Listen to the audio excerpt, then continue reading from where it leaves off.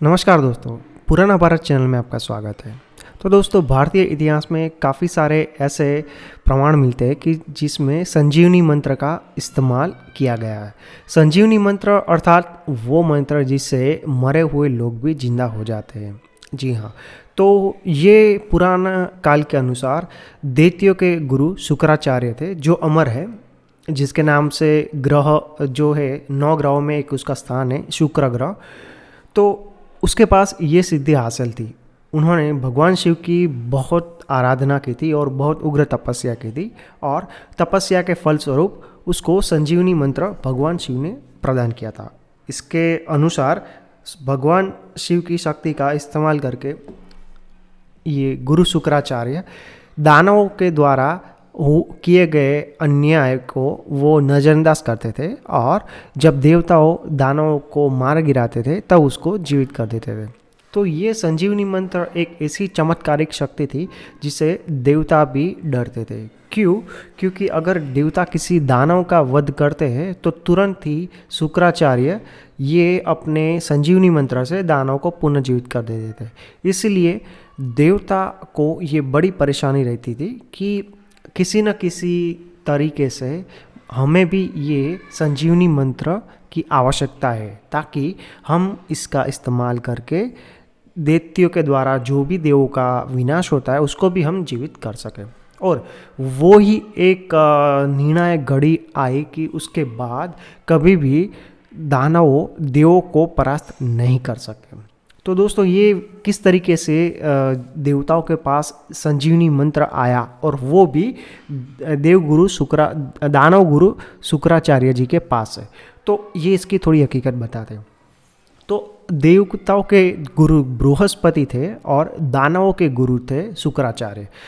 शुक्राचार्य की एक लड़की थी, उसका नाम था देवयानी, और बृहस्पति की एक लड़का था, उसका नाम था कच्छ। अब कच्छ ने देवताओं के सामने ये प्रस्ताव रखा कि मैं दैत्य गुरु शुक्राचार्य का शिष्य बनूंगा और उसके पास से संजीवनी विद्या धारण करूंगा। तो यह सुनकर देवताओं को बड़ा हर्ष हुआ, और तुरंत ही कच्छ देवताओं के शत्रु यानी कि शुक्राचार्य के पास गए और उसको ये प्रार्थना की कि हे शुक्राचार्य जी, मैं आपको अपने गुरु के स्वरूप में धारण करता हूँ और आपके पास से मैं संजीवनी विद्या सीखना चाहता हूँ, और मैं 1000 साल का कठोर व्रत का पालन भी करूँगा। तो इसकी बात सुनकर शुक्राचार्य जी को कच्छ पर बहुत प्रसन्न हुआ और उन्होंने अपने शिष्य के तौर पर कच्छ को स्वीकार कर लिया।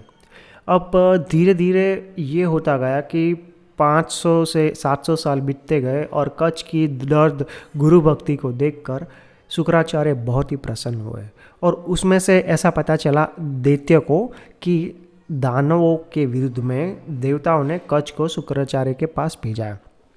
तो फिर एक समय पर ऐसा हुआ कि कच्छ जंगल में विचरण कर रहे थे, तो वहाँ पे देवताओं के शत्रु दानवों ने कच्छ को पकड़ लिया और उसको मारकर उसकी जो भस्म होती है वो समुद्र में फेंक दिया।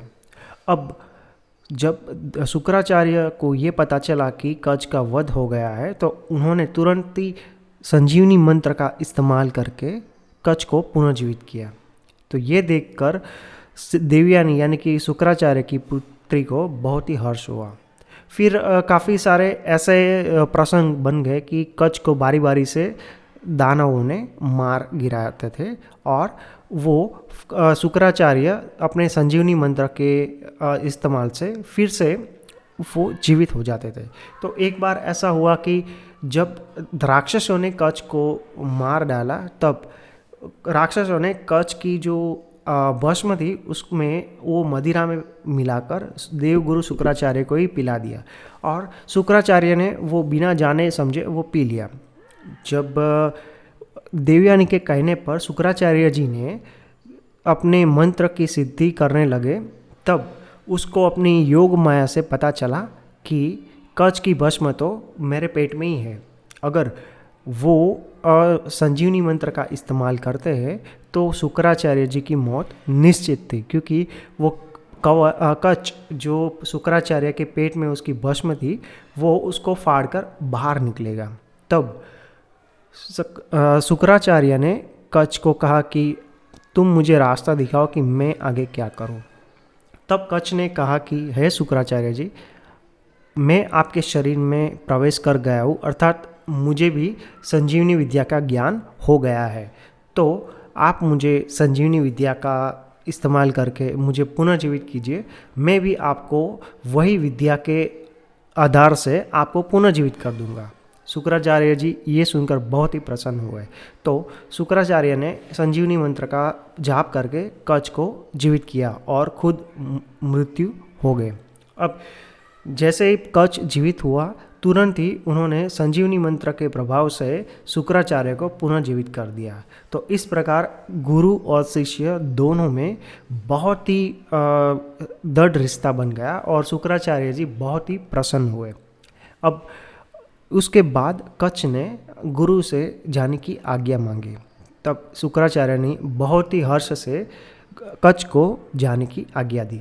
तो इस प्रकार कच गुरु शुक्राचार्य जी से संजीवनी विद्या को सीखकर स्वर्गलोक में वापस आए और देवगणों को संजीवनी विद्या का प्रदान किया, उस ज्ञान की शिक्षा दी। तो इस प्रकार भगवान शिव के पास से संजीवनी मंत्र दैत्य गुरु शुक्राचार्य जी के पास गया और शुक्राचार्य जी के पास से देवलोक में संजीवनी विद्या का प्रयाण हुआ।